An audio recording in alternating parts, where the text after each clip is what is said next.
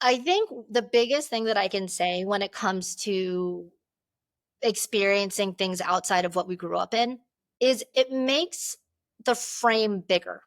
There's the external influence of our surroundings, and then there's the internal frame of like how we are interpreting those surroundings. The more we connect with other frameworks and other ways of other people living in different ways, the more our perception of like that external input, the greater our internal choice is to say, would I like to be like this or would I like to be like that? Ooh, I'm gonna like incorporate that. Oh, that's interesting. Even though these cultures are so different, you can find people that are like this almost everywhere. That was this week's guest, Vanessa Pan. Vanessa's in her mid 30s and based in Guanajuato, Mexico. Although she was born and raised in California, she spent most of her adult life living outside of the United States, with stints in Paris, southern China, and Mexico, to name a few. She spent a lot of time thinking about building intentional communities, melding of cultures, and building a strong sense of self, all of which she's done while building a career that's notable on its own. Vanessa and I discuss her framework for how she thinks about self development, defining success, and so much more. I'm Kyle Cuzymore, and this is I Don't Know About You.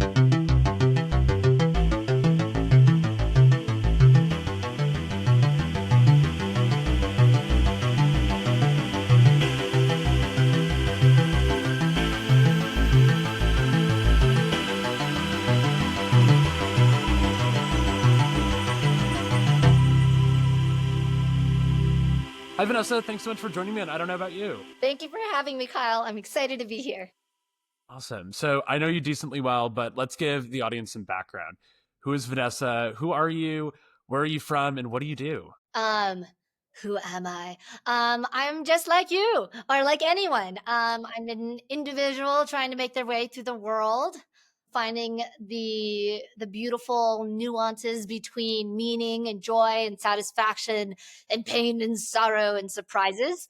Um, I think my life purpose would be to connect. So that's to individuals, to myself, to the world, to life. And where am I from? So I'm born and raised in Palo Alto, California, so the Bay Area. I have a Chinese American background, so second generation on my dad's side, fourth generation on my mom. But I've spent most of my adult life living actually outside of the US. So I did 1 year living in Paris, France, 3 months in the Irish countryside, 3 years in Kunming, China, 4.5 years in Guadalajara, Mexico, 2 years in Maui. And now it's been about a year and a half in Guanajuato, Mexico. And I'm about to move to Durham, North Carolina. So, where I'm from right now, I'm speaking to you from Guanajuato, Mexico. Uh, Amazing. and what do I do? What do you do? Do I do? I interact with lots of different things, and that can be playing with string and doing weird macrame projects. That could be serving my clients as a fractional COO, CRO, startups under 20. That can be catching up with a friend, eating delicious food, going on nature walks, and just having a good think. Like Winnie the Pooh on a log, just being with myself, my laptop, my notebook, and going think, think, think. So that's what I do. And I love that every time that I ask this question, everyone has like an answer that's like, I do sales or I do whatever. But like, I love that it's like, you do so much more than just like your 9 to 5.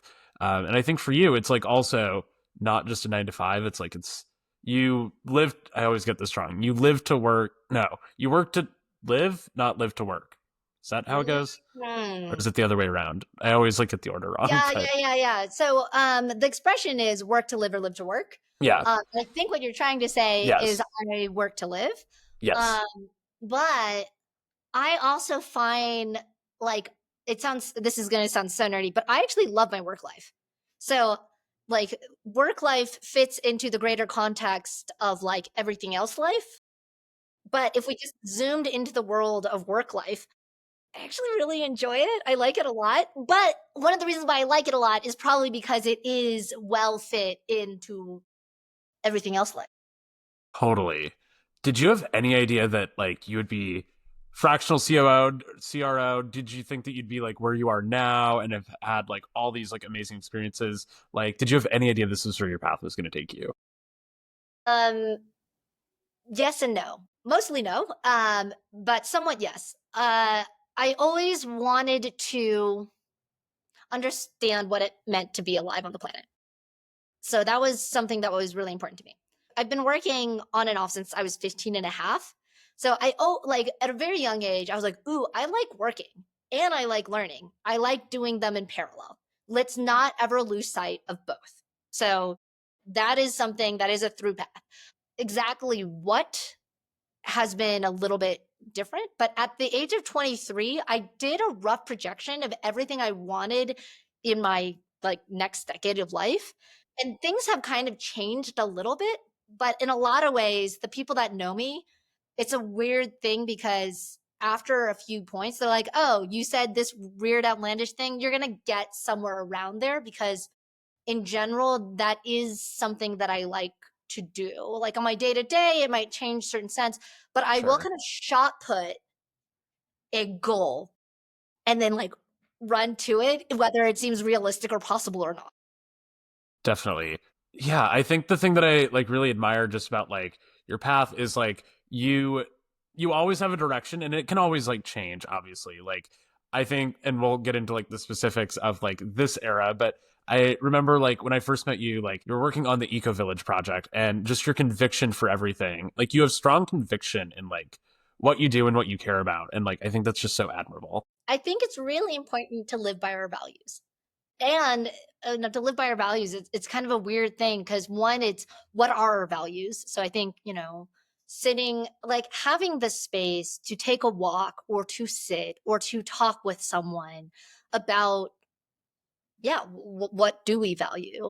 And try it on and then seeing whether we're living that, I think is so huge. And it can change and alter, but I don't think it's mentioned enough publicly in society is like, but what do you value and how are you living it? But I do think all the whats don't really matter in a certain sense if Right. you can kind of be like, all right, how are we showing up? Yeah, definitely. I'm going to transition just a little bit. So I ask every guest at the start of the podcast the exact same question. If you could go back to the start of your journey and give your younger self some advice, what would the advice be? So we'll give a short one and then we'll do a long one. Um, Totally. Short one is stay open. So just like the song, right? Stay open.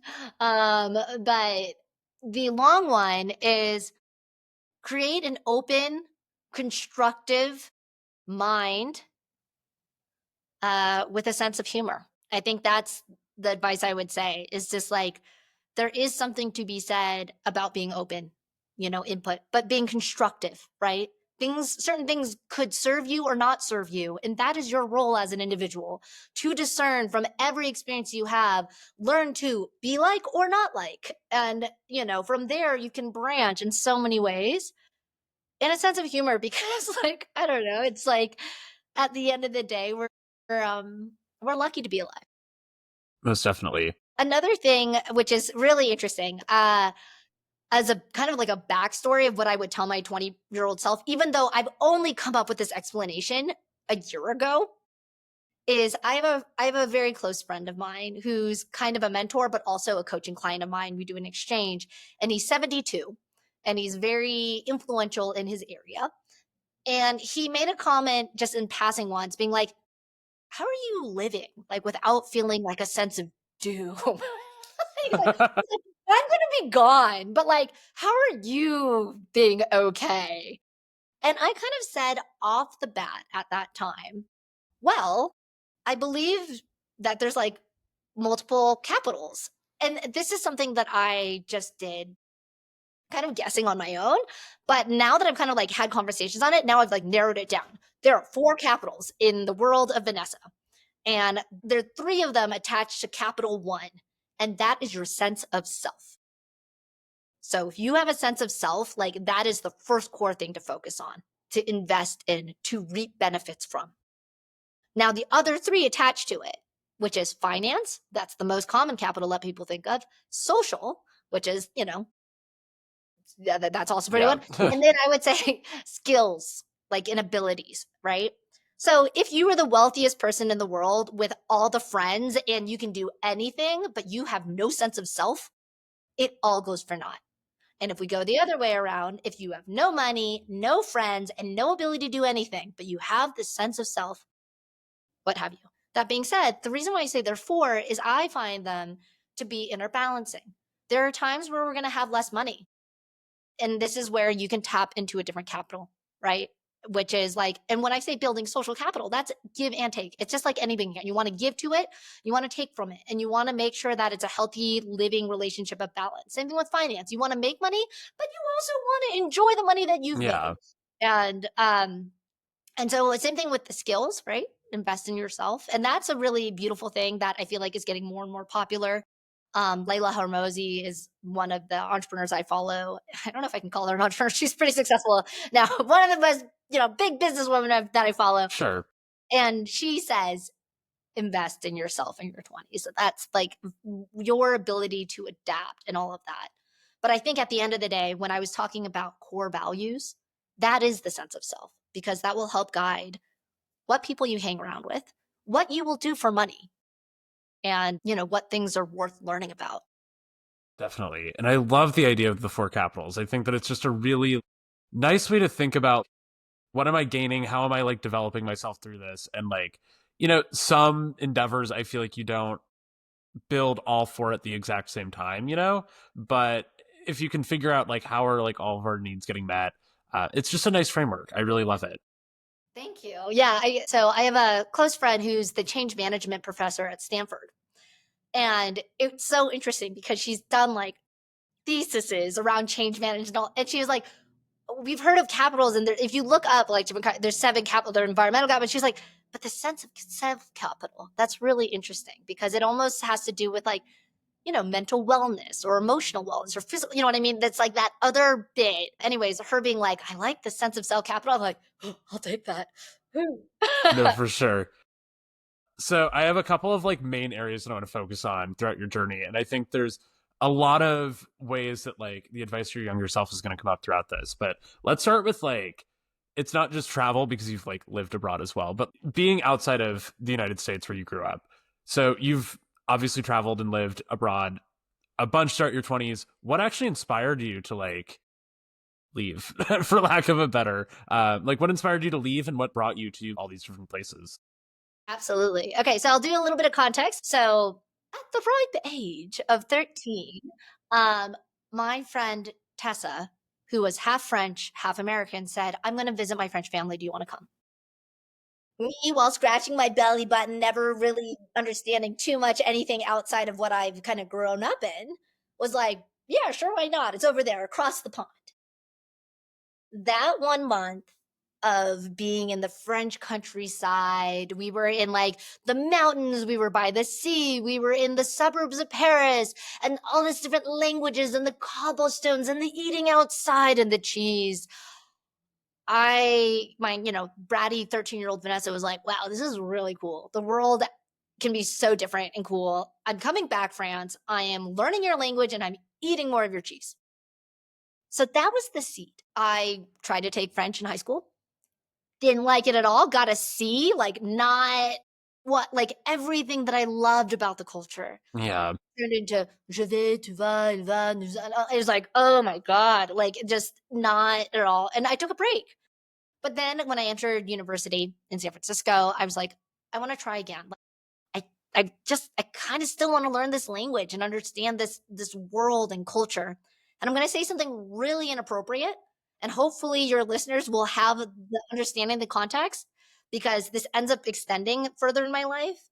But when I was a kid, and I feel a lot of us when we were kids, when we were younger, we wished we could talk to animals like a horse or a cat or a dog or a chicken and be like, what's in your head? You're a different creature. Right. We actually are the same animal as humans. And there are people where you can't, or one can't, we cannot get to that depth of thought and feeling and imagination and creativity and vulnerability without the language. And Right. so I spent 1 year abroad, my last senior year in Paris, teaching English, but studying communications in French.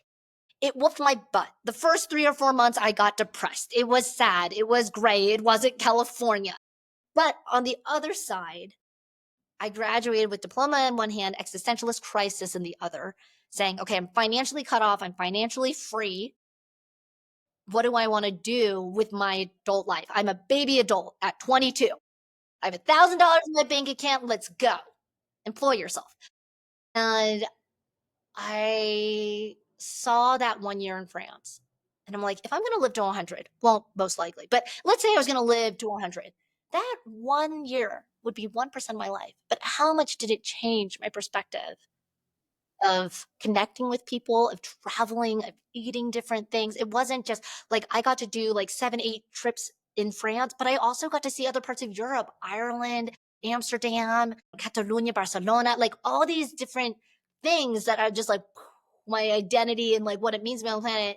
And I'm like, okay, we're going to do the career stone for a year, year and a half so that you feel like you can be gainfully employed, but you're gonna do that 2 more times. You're gonna move to another country, you're gonna learn their language, you're gonna eat the food, you're gonna, like, connect with the people, you're gonna travel around, and you're gonna do this before 30 because when you get to 30, you might wanna start a family. You might not, but let's give yourself options. So, we're gonna learn Chinese because 'cause you're Chinese American and you didn't grow up speaking it, and we're gonna learn Spanish.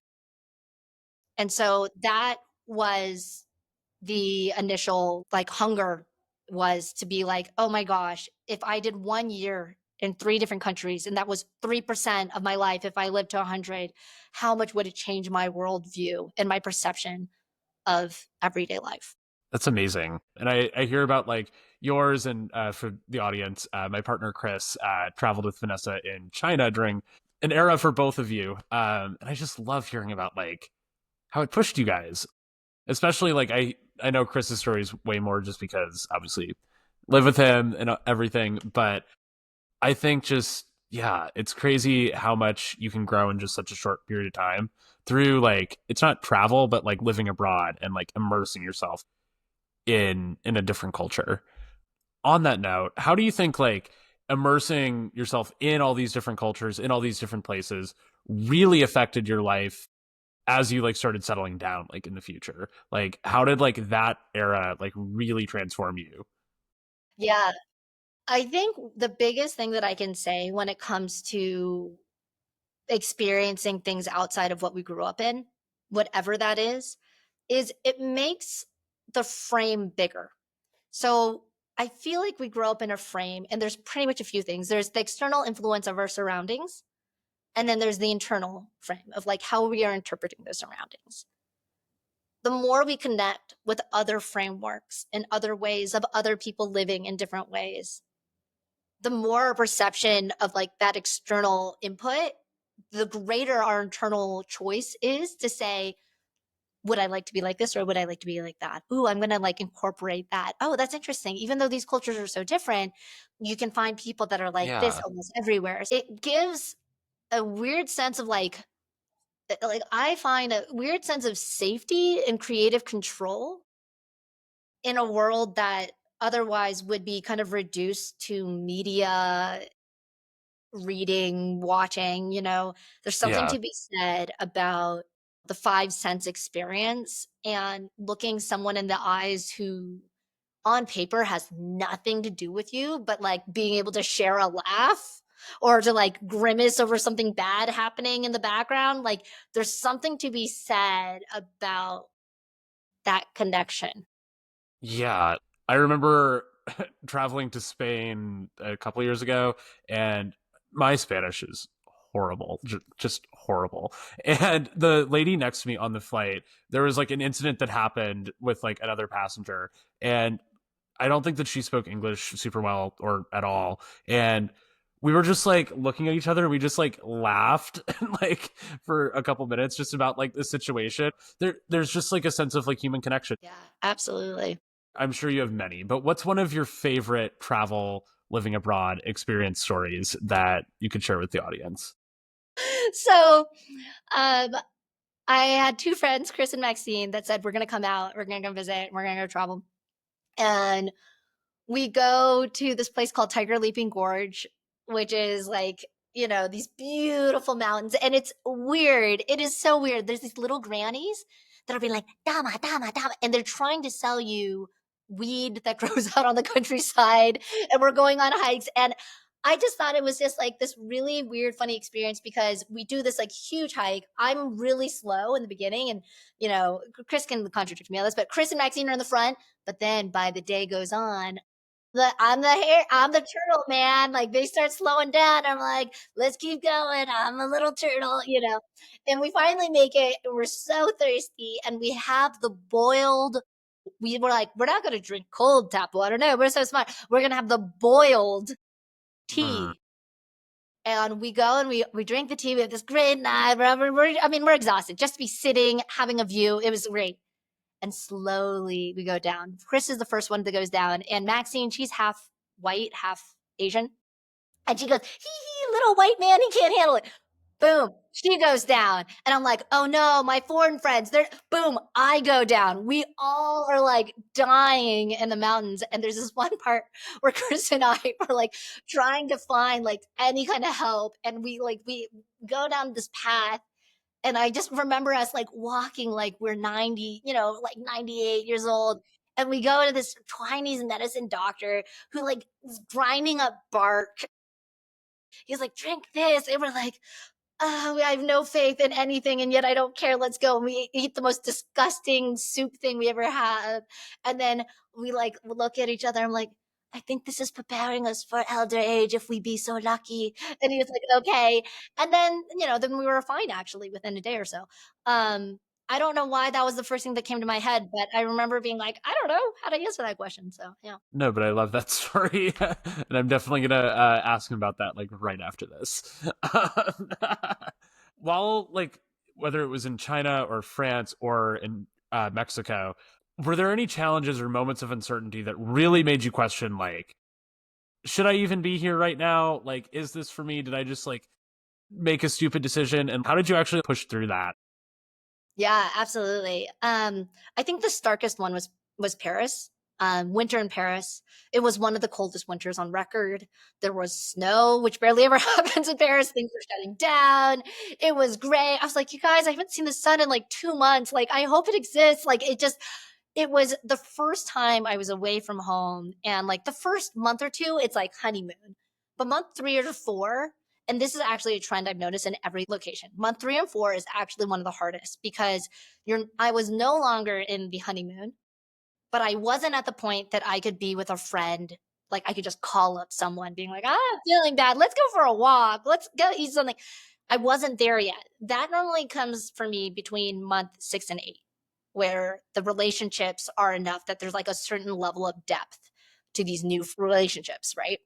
For me, I was doing school, so there wasn't a sense of like going back. I guess one of the things is I didn't give myself the option. So I was like, this sucks. Yeah, Let's develop some coping mechanisms. So I guess mindset one was it sucks. Let's develop coping mechanisms. I didn't hit a rock bottom, but I can just tell you I was not happy for for a good sure. amount of time. And my coping mechanisms were going to a climbing gym, and there was like a sauna, and just to be uncomfortably hot one time a week. Yeah, Yes. I didn't have a great apartment or anything. That helped my physical body feeling like I'm uncomfortably hot, not uncomfortably cold. And the second one was TED Talks. I don't know why it got me out of my head. It got me out of the fact that I didn't feel like my French wasn't good enough. It made me out of my head that I didn't have enough. It just made me be like, do innovation. So if we talk about turtles or whatever it was, that was the thing to make me have hope on humanity, which was great because a few months later, spring came. The friendships added depth. All the classes got easier. Like yeah, so, I heard a talk once, and someone said that upon a lot of change, sometimes it gets worse first. And I think one thing that I'm adopting as I'm getting older, which I think would be great, as younger, it's just like things will pass. It'll all pass. The good things, cherish them because it will pass. And the shitty things, I don't know if I'm allowed to say you're that, fine. that happen, like you can first discern whether you need to do something or wait it out. Definitely. I'm also just imagining like picturing spring in Paris, and it's like you're on like month 6 to 8, and it's like Like I remember it wasn't like when I first moved to the Bay, but it was like after I had moved back from San Diego. It was like, oh man, it's the middle of COVID. And then it was like that spring and just like the feeling of like, like this was the moment that I was actually here for. Like I have arrived. So I'm just imagining like how nice like Paris in the spring and having your community and like all of that like must have felt like after such a hard winter. It's like I appreciated it more. And I think one thing that I would say in the 20s, so I want to recognize that there's generational differences that I've noticed. Like as a millennial, so I'm 36, and I've definitely seen like the older generation and this kind of budding younger generation, and some wisdom that I feel from both. And this is my perception is like older generation is kind of suck it up, like suck it up, build character, just do what you got to do. And a younger generation is like my truth, your truth. How do I feel, and how does that inform my decisions? And I think there's wisdom to both. And I think how each individual can make their decisions from both, because like it's great to have grit. If as soon as something gets uncomfortable and you back out, you're gonna miss that sweet spring as you're talking about, Kyle. Yeah. But also, we don't need to be miserable forever. There's so much opportunity in the world, and there's so many ways that you can create your life. And so I do think there's like a philosophy of like discover, don't decide, and that's different for each person. But in a period of discomfort, if you go, I'm not here to make decisions, I'm here just to discover and observe, I find that people have an intuitive sense in different times in their life where after enough data, you want to make a decision where you go, I have enough irrefutable data emotionally and logistically that I need change. But until you have that data, and in DBT or dialectical behavior therapy, they say make those big decisions out of wise mind, which is the emotional mind and rational mind working together. I think that is something really important, I think, for the 20s, because you're going to see things, people are going to tell you things, but you're also trying to create your path, not, everyone talking to you is saying, from my limited personal experience, I think you should. And so understanding that lens, it is your life, it is your choice. And I think that might be helpful. Yeah, like sometimes you do have to push through like uncomfortability and just like knowing like what you're actually feeling like in the moment, like naming the feeling, you know. Last thing on traveling and being abroad, I'd love to hear like how the idea of building your four capitals really played into like this experience. Like I'm sure like some were being built more than others at different times, but like how did you see your capitals being built throughout this? Also, the four capital has only been brought to my conscious mind only within a year. So all of this For was sure. actually like a subconscious thing. But if we apply it, the driving force be living three countries, learn three languages, see what it's like to be a human on this planet. Just like open the mind. That was really for a sense of self capital. At the end of the day, when I wanted to walk away with a stronger sense of identity, which is weird because it's I'm going to just perpetually displace myself and see how I survive, and then I'll have a better sense of self. But that was, the big thing. Financially, I told myself that I needed to live within my means. I wanted to save for a house, but if I were to be honest, when I got my house at 30, it was through two avenues of luck. There was a certain amount of living within my means within all of it. And the reason why I think it's important to live within one's means, it allows us to be more present. For some people, that isn't the case. But for me, if I feel like I'm not living within my means, it gets in the way of my ability to enjoy my present. I feel like at any point in time, I need to take care of myself today, but I also want to take care of myself tomorrow. And having a Definitely. little bit of financial freedom tomorrow can help prepare for things where I might not have the oversight to know that I might want that. And I don't want to look at my past being like, oh, you didn't think about it, did you? You know? Yeah, and just like we live in a moment, like especially right now, and I feel like it's gotten worse and worse, like as time has gone on, where it's just like overconsumption heavy. I mean, you open up Instagram or whatever, and like you see all these people like with their highlight reel of just like the best moments, and it's like, how are they in Italy and Japan and like all these places, and like it's always like stacking up, and like, do you need to like overspend? But like at the end of the day, like if you're not like fully aligned on living within your means and like what your overall goals are, like yeah, I am all for, like identifying like are you on the right track as far as like your means and your goals and like all of that. Right, absolutely. And like I will say, like, what is money for? So if we go back to that trip with Chris and Maxine before I had saved an extra $1,000 and to lighten the load because we were all in our like mid 20s. I was just like, here's $1,000. Let's burn it. Everything we do, it's coming from this pot first. And I just felt like that was me taking financial capital and spending it on something that was going to lighten the load social capital. Because Chris and Maxine, well, I said, here's the justification. You both have saved around $1,000 to get your ticket to come here and to go back. So let me put my thousand in for us to just make this cheap, like this trip a little bit cheaper for now. So like I think that is really huge. I think that one is maybe the hardest one in modern day society. Don't forget to make space for people when it's convenient and when it's not convenient. And it's okay to inconvenience people.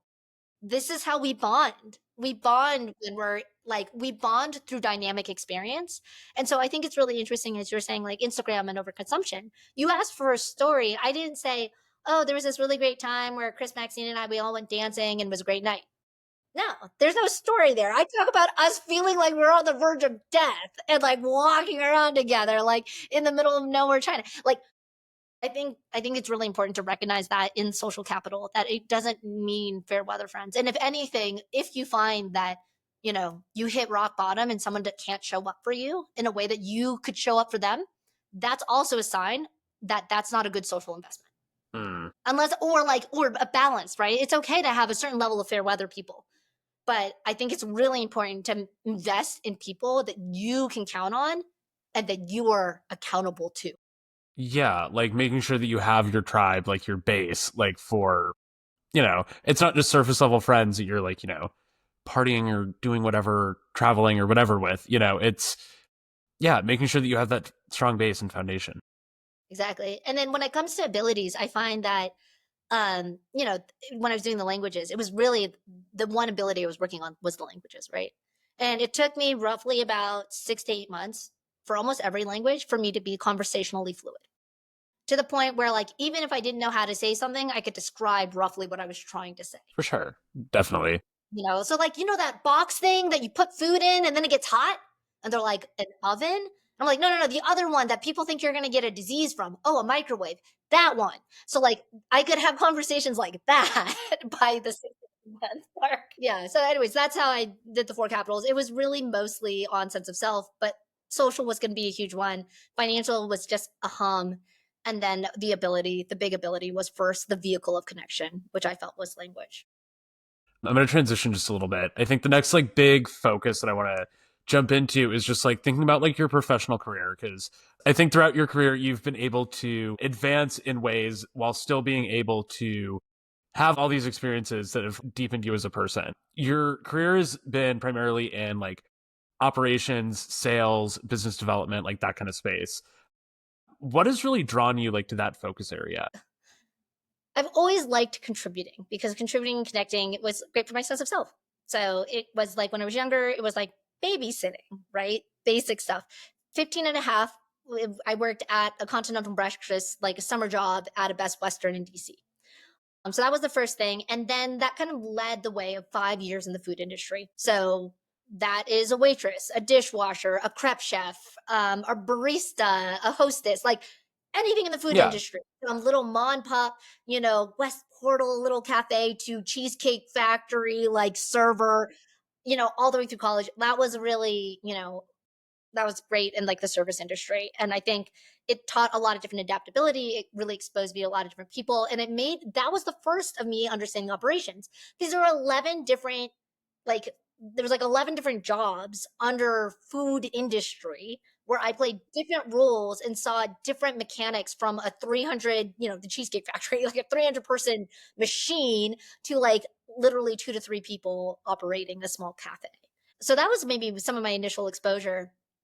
I did do massage therapy for some of it. I graduated high school a semester early and I did a certification in Swedish deep tissue massage.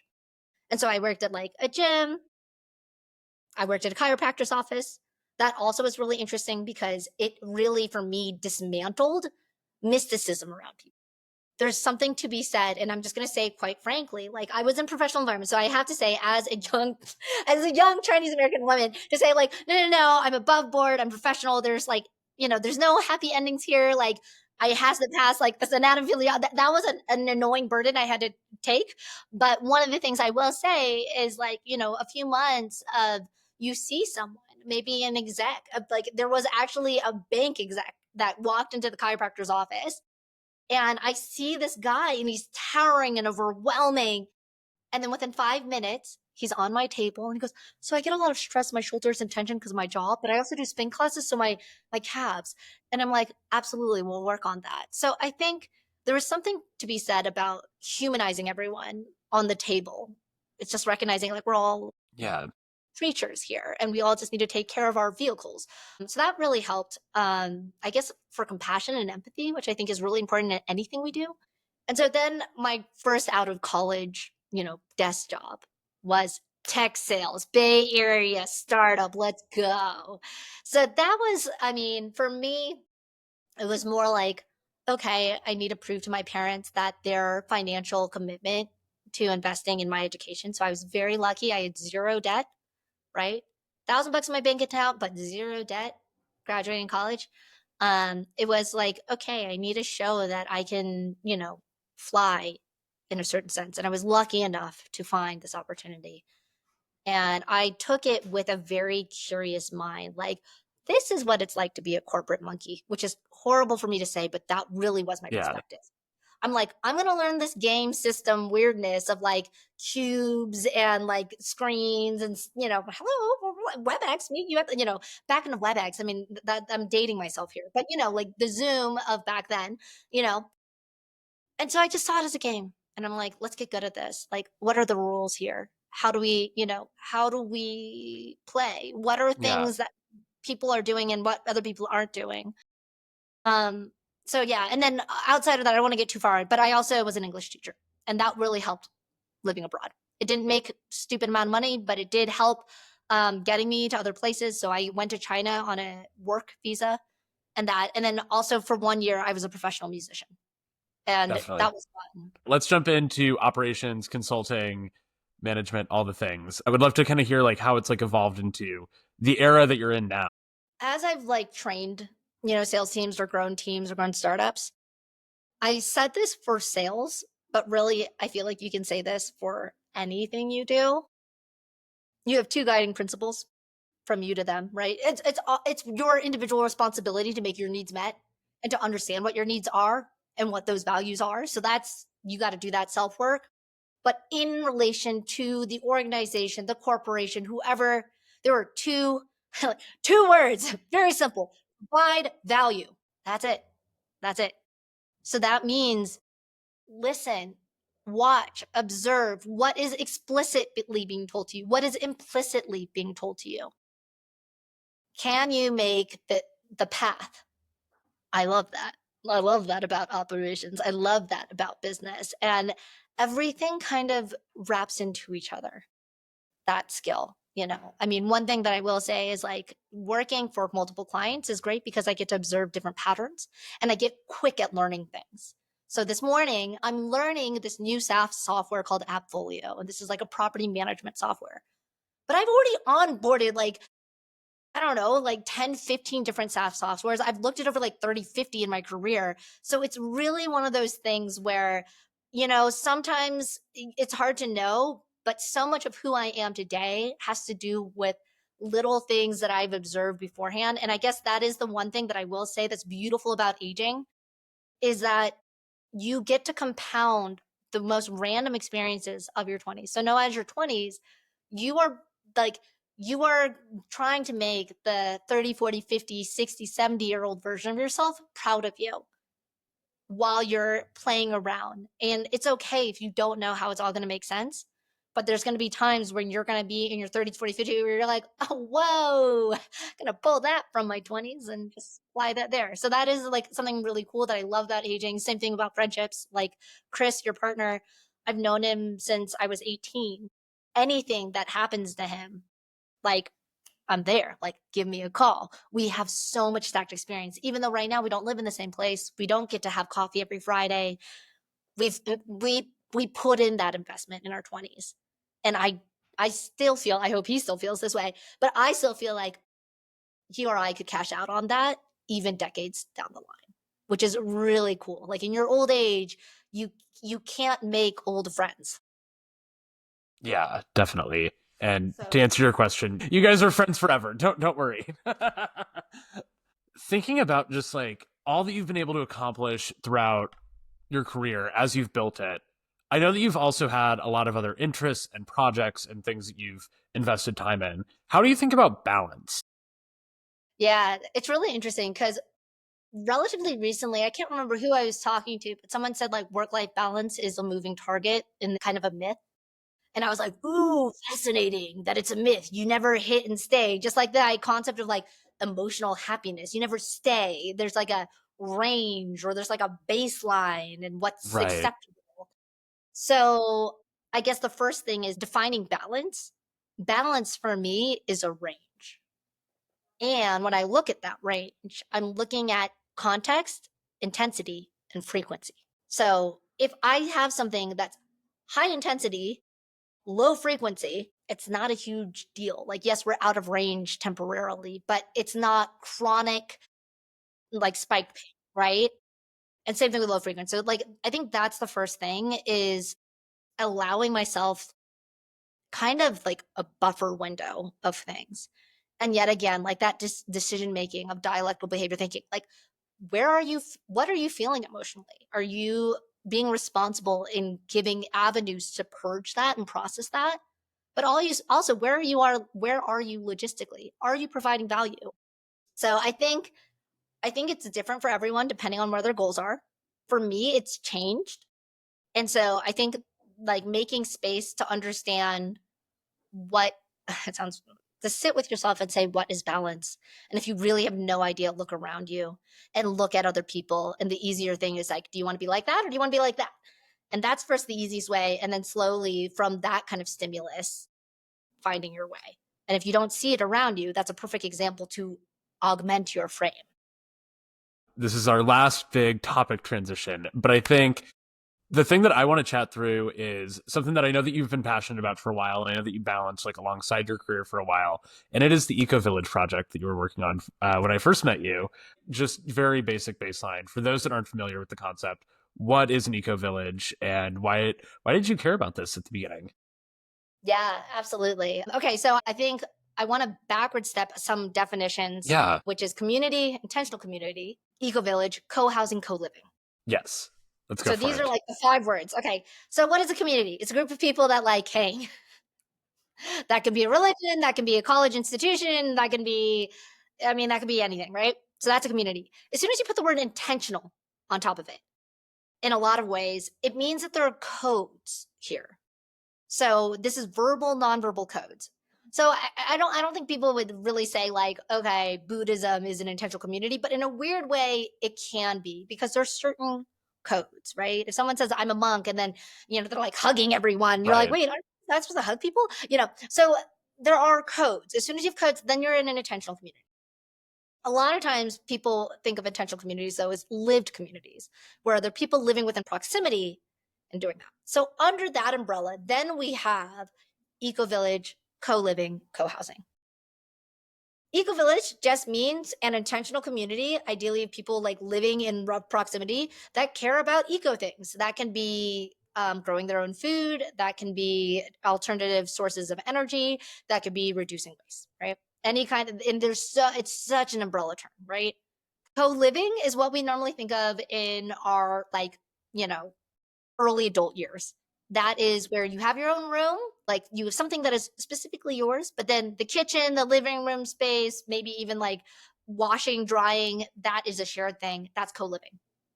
Co-housing is like one step fancier than co-living where you have your own house. So you get, or whether it's a condo or apartment, you have your own kitchen, your own living room, blah, blah, blah. But then there's like a shared house, like clubhouse or pool, and you guys can get together every Tuesday and Friday and have shared meals and all of that. So what I wanted was a co-housing eco village, which was everyone had their own space So if they didn't want to be social, they could go live their life like everybody else does in a certain sense. But there was like this extra cool element that like you would have like, oh yeah, there's like this clubhouse that people can gather for birthdays, events, craft afternoons, whatever. And let's go ahead and plant 100 fruit trees. Mm. So that was like what I wanted. Now, the backstory of how I got there is kind of interesting. It starts with grandma. When I was 19 years old, actually, Chris and I just traveled to Japan. Side note, Chris and I were just like traveling all over together. Anyways, we just got back from Japan, and my mom was like, I'm sending you to DC to take care of your grandma, who's recently been diagnosed with dementia, and your grandpa for 1 week. And I was like, I don't know. And I can't, what, cooking, cleaning? Like, I'm 19. I don't know. And she was like, I'm working. I'm sending you. Bye. And me being the filial pious, the Chinese American girl, I was like, okay. And I found one thing to be true. When I was alone, it was really dark and really isolating. This was my grandma. The grandma like makes pot stickers and like tells wild stories, and we watch Oprah. Grandma's not the person that I cook and clean for, who will, be kind of drifting and then go, who are you? It's like, it's not the joke anymore. It's Yeah. real. And so it was really like, oh, like the dark sense of sad loneliness was deep in me. However, when my cousins were around, or my aunt or uncle, or my mom, like anything like that, it was the meaning of life. It didn't matter that grandma was going in and out. We're drinking beers, we're having pizza, we're doing dishes. And grandma's like, what is this? We're like, okay, grandma, come over here. It's fine. And it didn't matter. Like there was this part where it was my mom and I, and she was peeing herself. And we're hobbling this little Chinese American woman to the bathroom. We get to the bathroom and I go, your mother, you wipe her vagina, not me. And I look back and it's funny and goofy and meaningful. We have 3 generations. If I erase my mother, that would have been sad and lonely and gross, you know? And that was the beginning of me being like, there's something to be said where this idea of like the American dream of independence, we're just gonna go ahead till we need nobody. I Right. was just like, I was like, ooh, I'm starting to see like an underbelly to this, like, single family unit home. We just separate as we get older, you Yeah. know. I spoke about this a couple weeks back. The guest is, they've gotten into pickleball and they've made like in they're turning 30 this year. So like in their 20s they've gotten into pickleball and like they've made so many intergenerational friends and they're like this feels right and what we're doing outside of this is wrong, right? Yeah, like why are we doing that culturally? Like putting elders like away, like out of sight, out of mind. Like that just feels wrong, you know? Absolutely. And I think it's really great if our generation realizes it sooner than later that like intergenerational living, you know, have someone that you love and respect that's 10, 20, 30, 40 years older than you and who's 10, 20, 30 years younger than you. Harder if you're in your 20s. But but like the spread, life meaning and joy comes in the spread when you have something to give and something to learn. And you have that on both sides. And so I came back and my friend Emily was living in a co-housing. She was living in a co-housing. She was a single woman in her 60s in East Palo Alto. It's not there anymore, but it was called Green Wave. And I was just like, oh, I love this. We had a common meal, all these random, there was a young family, people that were older. We were eating dinner because it was a Tuesday, and every Tuesday, everyone gathered and had dinner. And I'm like, that's it. This is life. I like it. We're going to go. And so that started me on the 10-year journey of while I was traveling, keeping this in the back of my mind that that's how I wanted to start a family. That's how I wanted to, you know, as things were going to calm down and seeking independence and freedom in the world was going to change. And I would want to root and feel return of investment out of the things that I was doing, the relationships I was having, all of that. That's how I wanted to do it. Getting closer to nature was this kind of accidental part towards the end where I got to live in Maui, live in a jungle, and just like work as like an intern farmer in 2 different farms. As it was a sabbatical, so I saved money, quit, then was just allowed to not make money and just be a bummy farmer, in my early 30s. And that was so meaningful because there's this other layer of meaning I find that when we're connected to different species, when we can like grow something for us, there's something really beautiful. Like I work online, I work in front of a glowing rectangle, and to feel balance in my life, going ahead and growing something physically. It feels good, like using your hands to make something like out of the earth. It's really, yeah, it's really cool. It's really cool. And it's a weird thing to say, but it's a privilege to like have the space and time to do it or to make that space and time. But I think it's a lost art. I think it's a beautiful art. I hope it becomes big, just like yoga and meditation or something that like people are like, wait a minute, I should have something to care for. That's not me and not my species. And have that integrated in my life. And I will reap the benefit of that. So getting into like the 10-year journey, like obviously we don't need to get into every detail throughout the 10-year journey to Eco Village, but what did the process like actually look like of going about trying to set up an intentional community like this? And what were the hurdles like along the way? So what ended up happening is I took a year sabbatical living in two farming communities in Maui. And I also started looking into resources. So there's Foundation of Intentional Community. There is Co-housing USA or Co-house Canada. I mean, there's a lot of it. And then there's Global Eco Village Network. So these are the big intentional community spaces, right? I had like the luck of just kind of actually being able to take time and travel. I started so basically after I after working as a farmer, I was like, I'm going to make it as a farmer on Maui. I'm going to do landscaping and sell at the farmers market. No, it's very hard to make a living blue collar wise, especially in Maui. So I went back to tech and I started doing business development for a French tech company, remote. But then I was remote. So I said, let's go. And I ended up visiting 14 communities in a 2 year period. I ended up staying in seven of them. One of them I've actually stayed with like multiple times. So I've gotten to see how the communities evolved over years. And so that was like one of the big things of like, okay, learn from what's been created. But there's still certain things that I didn't recognize. When people say I want to start an intentional community, it's normally like this alternative living dream, but we live with actual rules. There's very few places in the world where you don't have to buy land.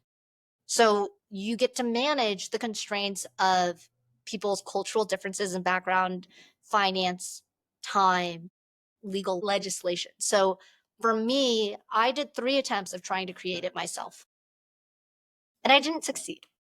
And that is okay. Like this is another thing like to like forgive myself for. I'm 36.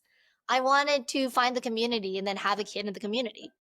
Well, I'm 36. It's probably time that I like make some executive decisions. And I'm going to be renting next to one of my best friends and then within 1 to 3 years hopefully buy into a pre-established community. Is it the dream of what I wanted to create? No, but did I give my best effort to try to create the thing that I wanted to see in the world? Yes. Could I get back to it? Absolutely, if I wanted to. But it is a lot of work and it's coordinating people, getting the finances, getting the time, and getting the legislation. So the teams that succeed, a lot of times it's an architect founder or someone with extremely deep pockets. And I really appreciate it. I've had two successful communities saying, you have to have one or two people with deep pockets. You're going to have accidents. You're going to have things you couldn't prepare for, and to not have to scramble to financially do this. So that's another thing I didn't realize, that a lot of establishing this stuff. A lot of time you need someone who is upper class, middle upper class on the team, or that has generational wealth. That's one of the challenges that I came across in trying to build it. But it's also like, we learned so much like from our failures, and I like that, although the goal itself of starting an eco village, starting co-housing, intentional community, like although that's like shifted a little bit, you're still keeping your values, especially a project like this or starting a community like this. There's so many variables that are just out of your control. Like, I know that you have the conviction that if there were no other variables, Vanessa would be able to start this. But yeah, I know that you learned like so much through this. How do you think your four capitals grew throughout this time and throughout this project? Well, my financial capital shrunk And that's one thing to recognize. Sometimes that's the case, and that's fine. I also feel very lucky. I'm in an industry and I can provide value and I'm niched well enough that the ability to make money something that requires effort and will, but is within relative reach with enough effort. For some people, that's not the case. So I want to recognize that. So for me, finances just went down. There was no event, but my sense of self and my sense of like connecting, like social capital, all the people that I got to meet along the way, different type of people that pushed me, the abilities, to flip a bed or harvest like 1,000 elephant garlic. Like it's just like that was weird and fun and meaningful and joyful. And I do think like if I go back to that value, the vision I had when people were like, what's the dream? I'm like, the dream is quite simple. It's 10 years from now. I am making guacamole, like a homemade guacamole in the co-housing. Like there are older people, there are young children running around, and I'm just smiling to myself because I picked these avocados from the tree that we planted 10 years ago. So I'm gonna be in my 40s, 50s. I'm eating from this tree that I planted in my 30s. And I'm just smiling to myself, and that's it. I don't have to talk to anyone. There's like free range children running around, older people, and that's it. That's the simple life that I want. Just a sense of this like beautiful, mundane, everyday life. So I do think like even though it's not my avocado trees that I planted on my community, For sure. ideally I'm gonna go to these communities and be like, yo, how do you feel about me planting like some trees and like doing a fruit tree initiative, knowing that we won't benefit until it's 10 years from now. But what an incredible legacy that you're like, I am going to pass like everyone else, but I'm going to leave 25 fruiting things for future generations. I'm happy with that as like a bit of a legacy. Let's go. Yeah, for sure. So, getting all retrospective for a minute, thinking back to all the experiences that you've had with travel, living abroad, career, eco village, all the things, how has it all shaped your perspective on life and success? Well, recognizing that we did all these different things, right? We are talking about eco village, which is alternative and like hippie, and then we're talking about like corporate and consulting, and like we didn't talk too much about the money element of that, and then traveling. I think success, success is yours to define and yours to explore, and yours to change. I think that's the thing to recognize and to make space to change, evolve, have different decisions is, I think, maybe one of the best things we can do so that we can continue to live our values and accept the realities that are, shifting before us. For sure. And I have one last question for you. What's Mm. next? Like, where do you want to go from here? What is exciting you the most right now? What gives you hope? I know that there's like a lot of things happening in the world that are not hopeful, but what gives you hope and like what's next for you? Man, there's so many things that give me hope. Like I'm like super amped about like a lot of things. There's so many things that like generations ago people couldn't fathom. And it's interesting because I have a lot of boomers in my life, and a lot of times too they'll have a, like kind of a very negative outlook. But like I kind of talk about like being a woman of color or having people very close in my life that are queer. There's not actually a better time to live. Like I'm like, I don't think there's anywhere like I was like, yeah, society's kind of fallen apart, but individual freedom has grown so much if you're in the Occidental world. Like, let's not lose track of that. And like, yes, we might be losing some of our like freedoms right now in the US, and that's scary. But if you have the context of people that have been starving or actually hungry or actually deal with corruption, which is actually the majority of the world population wise, if you don't have access to that, maybe explore that because it will naturally humble you. It'll naturally make you feel like happier and excited about the world. So I don't know. I think for me, I'm feeling really excited about a lot of things. I was talking to my Spanish teacher about leaving Mexico after like living on and off for 8 years, right? Going in and out between now and she's like, go to the US now. Your people need you. Go spread humanity, spread dignity. I've been very grateful. Living in Mexico, I'm gonna get teary eyed. I've had so many incredible kind Mexican people and friends that have just shown me just such a beautiful way to live. And if I can go to the US as some weird Chinese American wild card into Durham, North Carolina from California, and give that same level of dignity to other people that are now getting marginalized and that are scared, and I can just give them just like that sense of like, you're fine, you're valued, and just kind of live that right now. Like, I think the world needs that. So I do have a lot of hope on creating things and connecting more dots. And I think what I'm really excited is I'm excited to I plan to be in Durham, North Carolina for 10 years. I That's not something that I know in my adult life. And I think there's so much I can do when it comes to like spreading those values of like compassion and connection. And I think that's going to give me a total different perspective of life as well. So what I'm hearing is Vanessa saves America. No, no, but I love that. Like, I think it's like helpful to like also just hear that perspective, and also, yeah, I'm excited to see like what your impact looks like in the next 10 years. I am so excited for this new era for you. And I think regardless of like where you go in like all the different areas, like I know that like you keep like your really strong values and you have strong conviction. Yeah, I'm just so excited for you. And thank you so much for being on this show. I like sincerely appreciate it. And I have had such a great time talking to you. Thank you. I've been like, it's such a pleasure. Then, yeah, I'm just honored. Thank you. Thank you to our guest this week, Vanessa Pan, for being a part of this week's episode. And thank you for listening to I Don't Know About You. I Don't Know About You was created, produced, and edited by me, Kyle Cusimore, with music by Chris Samprisi. You can get new episodes each Tuesday on Spotify, Apple Podcasts, YouTube, and wherever else you get your podcasts. If you liked what you heard, give us a rating on Spotify and Apple Podcasts, and follow along on Instagram, TikTok, and IDon'tknowaboutYou.com. Thank you so much for listening, and we'll see you next time.